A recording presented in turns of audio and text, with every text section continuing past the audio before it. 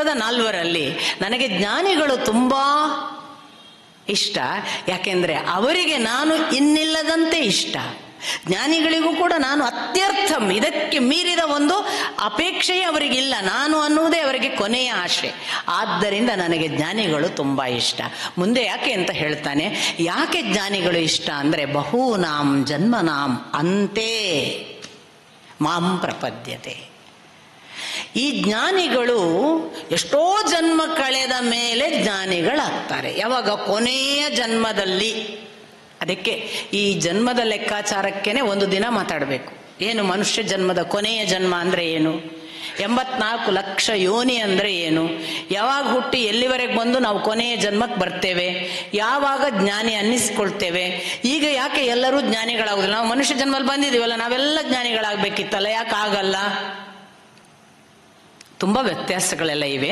ಅದೊಂದು ಹೇಗೆ ಪ್ರೋಸೆಸ್ ಅಂತ, ಅದೊಂದು ಜೀವ ವಿಜ್ಞಾನ ಅಂತ ನಾನು ನಿಮಗೆ ಹೇಳಿದೆ. ಹಾಗಾಗಿ ನಮಗೆಲ್ಲ ಈ ಹ್ಯೂಮನ್ ಫಾರ್ಮಿನಲ್ಲಿ 7 ಜನ್ಮ ಅಂತ ಹೇಳಿದೆ ನಾನು. ಪ್ರಥಮ ಬಾಡಿ ಅದು ನಾರ್ಮಲ್ ಇರಬಹುದು, ದೇವರೇ ಇಲ್ಲ ಹೇಳುವ ಸ್ಥಿತಿಯಲ್ಲಿ ಇರಬಹುದು. 2ನೇ ಬಾಡಿ ದೇವರು ಇದ್ದಾನೆ ಅಂತ ಕಾಣ್ತದೆ ಅನ್ನುವ ಸ್ಥಿತಿಗೆ ಬರ್ಬೋದು. 3ನೇದು ಓ ಇದ್ದಾನೆ ಅನ್ನುವ ಹಂತಕ್ಕೆ ಬರ್ಬೋದು. 4ನೇ ಬಾಡಿಗೆ ಬಂದಾಗ ಇದ್ದಾನೆ ಮತ್ತೆ ಹೌದು ನನಗೆ ಅರ್ಥ ಆಗ್ತದೆ ಅನ್ನುವ ಹಂತಕ್ಕೆ ಬರ್ಬೋದು. 5ನೇ ಹಂತಕ್ಕೆ ಬರುವಾಗ ಇದ್ದಾನೆ, ನಾನು ಅವನನ್ನು ತಿಳಿಬೇಕು ಅನ್ನುವ ಹಸಿವು ಹುಟ್ಟಬಹುದು. 6ನೆಯ ಹಂತದಲ್ಲಿ ಅವ ಇದ್ದೇ ಇದ್ದಾನೆ, ನಾನು ಸುಳ್ಳು ಅಂತ ಗೊತ್ತಾಗ್ಬೋದು. 7ನೆಯ ಜನ್ಮಕ್ಕೆ ಅವನೇ ಇರುವುದು ನಾನಲ್ಲ ಅನ್ನುವ ಐಕ್ಯಾವಸ್ಥೆ ಬರ್ಬೋದು. ಇದೆಲ್ಲ ಒಂದು ಪ್ರೋಸೆಸ್. ಇದನ್ನು ಜೀವವಿಜ್ಞಾನ ಸನತ್ ಸುಜಾತೀಯವಾಗಿ ಮಹಾಭಾರತದಲ್ಲಿ ಶಾಂತಿ ಪರ್ವದ ಅನುಶಾಸನ ಪರ್ವದಲ್ಲಿ ಹೇಳುತ್ತೆ ಅಂತ ನಾನು ನಿಮಗೆ ಹೇಳಿದೆ. ಈ ತರ ಅವನು ಕೊನೆಯ 84 ಲಕ್ಷ ಯೋನಿಯ ಕೊನೆಯ ಜನ್ಮದಲ್ಲಿ ಅವನು ಬಂದಾಗ ಅವನು ಜ್ಞಾನಿ ಆಗ್ತಾನೆ. ಆದ್ರಿಂದ ಅವನು ಹೇಗೆ ವಾಸುದೇವ ಸರ್ವಂ ಇತಿ ಸ ಮಹಾತ್ಮ ದುರ್ಲಭ ಅಂತ ಕೃಷ್ಣ ಅವನ ಬಗ್ಗೆ ಒಂದು ಸರ್ಟಿಫಿಕೇಟ್ ಕೊಡ್ತಾನೆ.